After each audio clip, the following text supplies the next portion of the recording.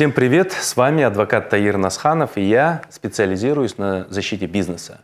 Сегодня я поделюсь с вами одной из ситуаций из моей практики. Надеюсь, что вам будет интересно. Ставьте лайки и подписывайтесь на мой YouTube-канал.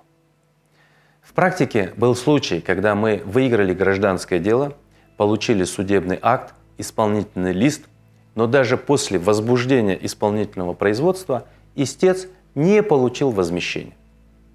Суть дела была в том, что ответчик, получив деньги на приобретение специально оговоренного сторонами товара, обязательства не исполнил, а приобретенный товар, с его слов, передал другому лицу, перед которым у него была задолженность. Таким образом, до получения денег ответчик имел долг, который он скрыл перед истцом и собирался изначально кинуть ответчика. Последующие его действия доказывали умысел на совершение мошенничества. Поэтому я предложил клиенту обратиться с заявлением в полицию о мошенничестве. После поступления заявления подозреваемый был вызван в полицию для дачи показаний, где и был задержан, а впоследствии арестован.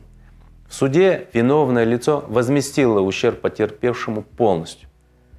Однако адвокат должен объяснить клиенту, что спешка с подачей заявления в правоохранительные органы не всегда оправдана. Необходимо взвесить все «за» и «против» и успех, учитывая множество тонкостей. С вами был адвокат Таир Насханов, и я специализируюсь на защите бизнеса. Если есть вопросы по теме ролика защиты бизнеса, пишите в комментариях, а я постараюсь ответить на них. Ставьте лайк и подписывайтесь на мой YouTube-канал.